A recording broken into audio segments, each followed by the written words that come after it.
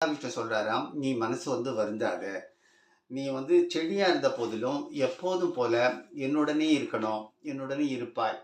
உன்னை என்னோட மார்புல மாலையா தரிப்பேன்." அப்படின்னு சொல்லிட்டு ஆறுதல் சொல்றார் துளசிக்கு. அதனால தான் துளசியை மகாவிஷ்ணு விரும்பி வாசம் செய்கிறார். அவருக்கு துளசி மாலைகள் சூட்டுகிறோம். ஏன் பெருமாளுக்கு ஏன் துளசி மாலை சூட்டுறோம்? இதுதான் காரணம்.